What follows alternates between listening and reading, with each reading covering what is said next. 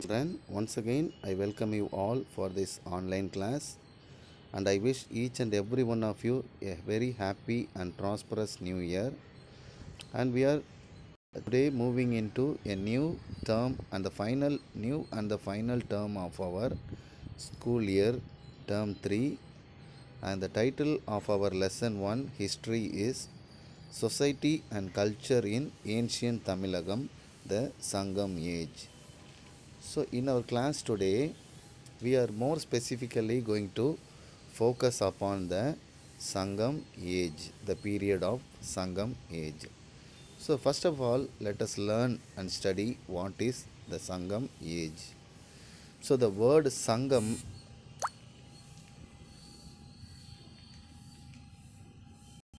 refers to the association of poets who flourished under the royal patronage of the Pandya kings at Madurai. So what is association? It is a group of people and here poets. Okay, flourished. What is meant by flourished? Progressed, developed, improved. Okay, and the royal patronage. Patronage means support. So under the support, royal support of the Pandya kings, there was a group of poets. They formed a group called Sangam. Okay, in a place called Madurai. So only we get the name Sangam. Okay, it was a Tamil name. Sangam is a Tamil word which gives meaning as a group. Okay, so the poems composed by these poets are collectively known as Sangam literature. So the poems were written by these poets were composed. They were arranged together and the poems were named as Sangam literature. And the time period in which these poems were written are called Sangam age. Okay. So more specifically, the Sangam age is from 3rd century BC to 3rd century AD. That is from 300 BC to 200 AD, nearly 500 years. Okay, now let's move on to sources of Sangam age. So what is sources? That is from where we collect informations about this Sangam age. Okay, so there are 7 sources which gives information about the Sangam age. Let's study one by one. First source is inscriptions. So what is inscriptions? Any information written or carved on rocks or plates or any metals, they are called inscriptions. So some of the inscriptions are Hathikampa inscription of King Karavala of Kalinga, Pugalur inscription, Ashokan edicts 2 and 13, inscriptions found in Mangulam, Alagarmalai and Keelavalavu near Madurai. So these are some of the inscriptions. So in Hathikampa inscription, it was made by King Karavala of Kalinga. So this king gives informations about Sangam age. Hathi means elephant. So there was a huge mountain which looks like a huge elephant. So only it got its names as Hathikampa. Okay, on this mount, King Karavala, he wrote many inscriptions, and in this inscription there are informations about Sangam age. It is located in a place called Kalinga, today in Odisha. Okay, and also Pugalur inscription. Pugalur is a small village located near Karur. There also we can see inscriptions which gives informations about Sangam age. Then rock edicts of Ashoka. So all the orders and authoritative informations commanded by Emperor Ashoka was inscribed on rock edicts. So they are called Ashokan rock edicts. So in rock edict 2 and 13, there are informations regarding the Sangam age were found.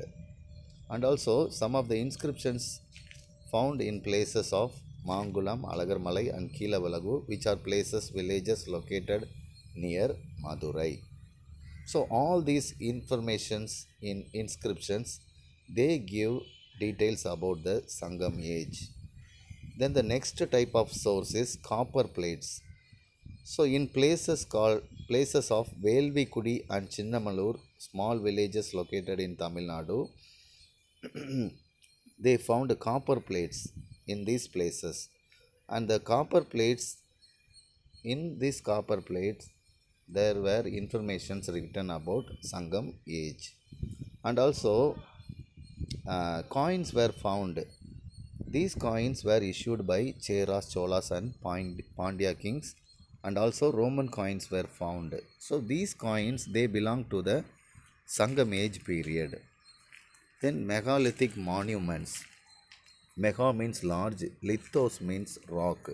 So the large rock monuments means any building which was constructed in remembrance of somebody is called monument. So these megalithic stones which were used as burial places and hero stones, they also gives information about Sangam age. Then excavated materials.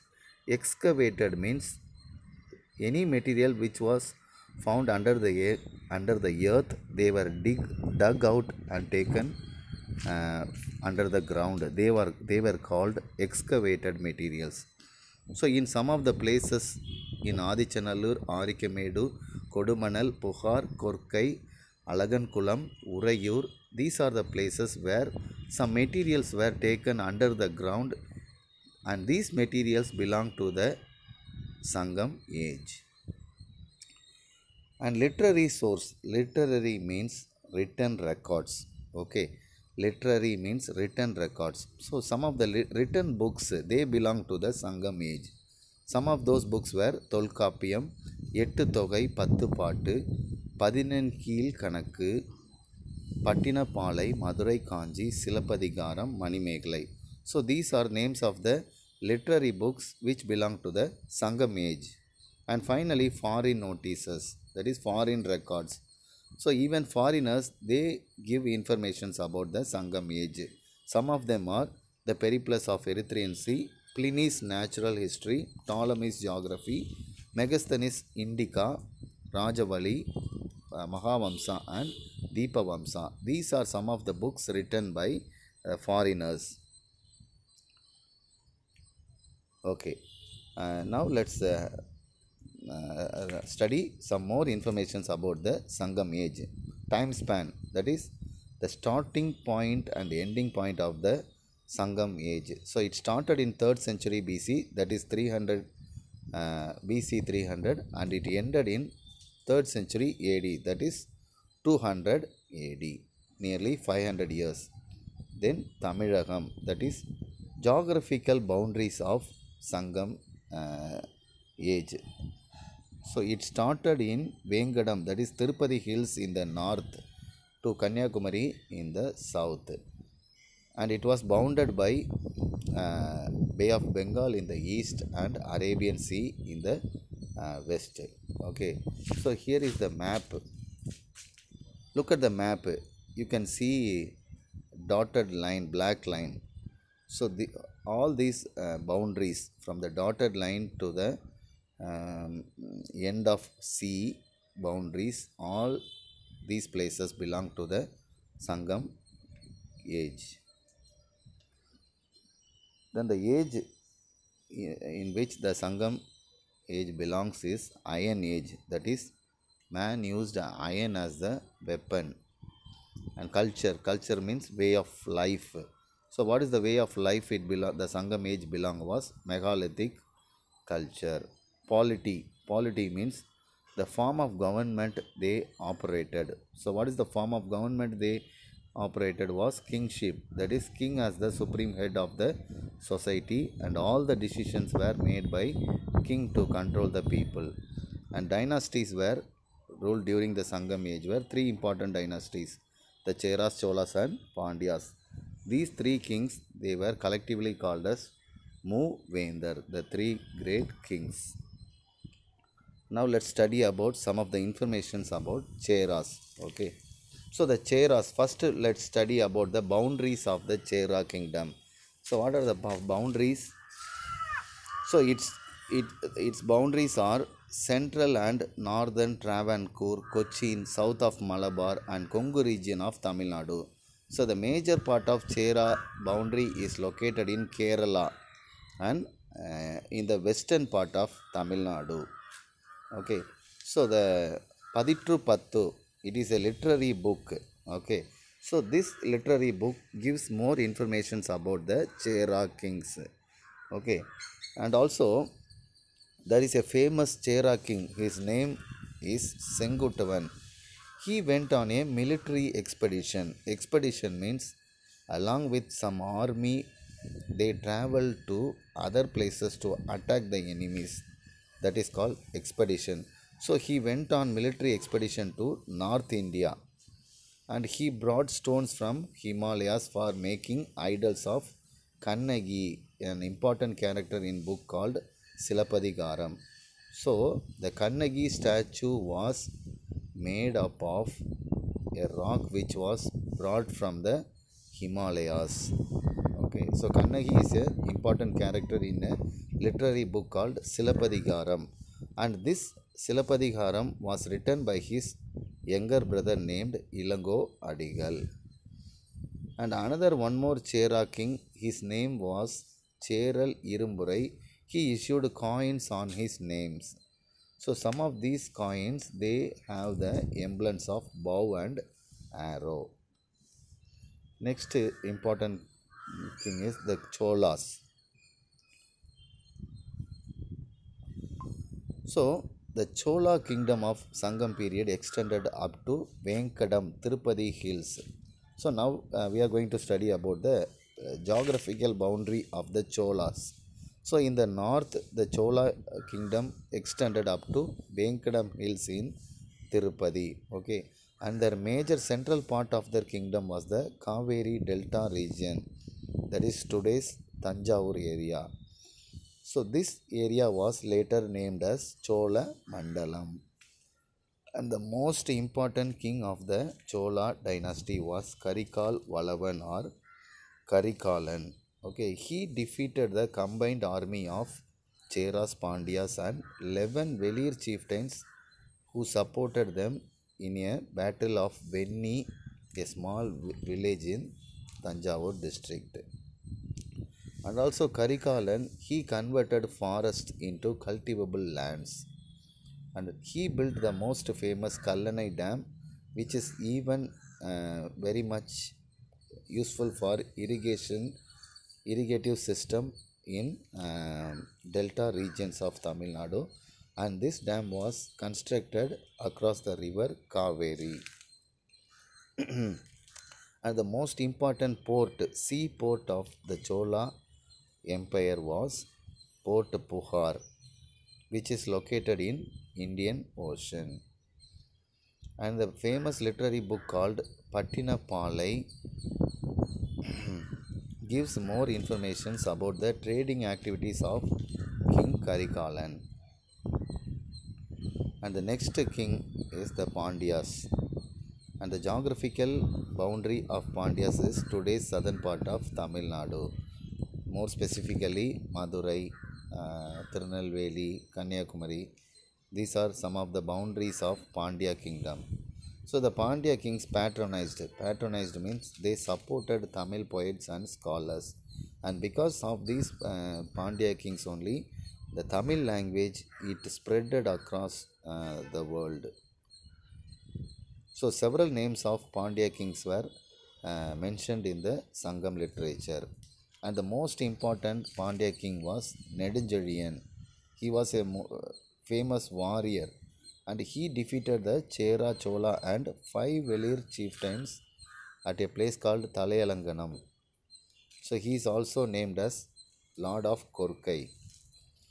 So Pandya country is very much known for pearl hunting. Pearl hunting means they go into the deep sea and they collect the pearls. What is pearl? They are called muttukkal in Tamil. So they collect the pearls. Pandya kings also issued many coins. Okay, so their coins they have elephant on one side and fish on another side. And one important Pandya king named as Mudukudumi Peruvaludi. Mudukudumi Peruvaludi. He issued coins for his performance Vedic rituals performance. Okay, now let's look at the territories of the Sangam kings. So you can see the black dotted line at the top. So that is the boundary. Above that they does not come under Sangam age. Below that black line only you can see the names Cheras, Pandyas and Cholas. So these are the boundary areas of the Sangam kings. Then royal insignia of the three kings. Royal insignia means royal symbols of the three important kings. Their royal symbols. For Cheras, the bow and arrow is their royal symbol. For Cholas, tiger. And for Pandyas, two fishes. Okay. And important port names of the kings are given. For Cheras, Tondi. For Cholas, Pohar. And Pandyas, Korkai. And capital cities of the three kings are given. Karur, Urayur, Madurai. And the flowers names also given. Their important flowers. Their flower symbols also given. For Cheras, Palmyra flower. For Cholas, fig. And for Pandyas, Margosa, neem flower. Okay, moreover, apart from these three important major kings, there were minor smaller kings also. So the three important minor king society were Ai, Velir and Kirar. These are some of the kingly groups. Okay, so Ai means it was a Tamil word for Ayar, that is shepherds, people who take control. They they take care of the cattles. Okay, cattles. They were shepherds. Okay, so some of the important Ai kings of Sangam age were Andiran, Tithiran and Nannan. Okay, these were the important smaller kings of Ai group. Okay, then Velirs were also called as Vellalars. So they were called the landowners. They had very large land areas. They own land. Okay, so some of the uh, seven seven patrons of Velir kingdom were Pari, Kari, Ori, Pagan, Ai, Adiyaman and Nalli. In Tamil they were called Kadayelu Vallalgal. Kadayelu Vallalgal. Okay, because these people they own a large areas of land and they donated a major part of their land to poor people. Okay, Vallalgal means people who donate more.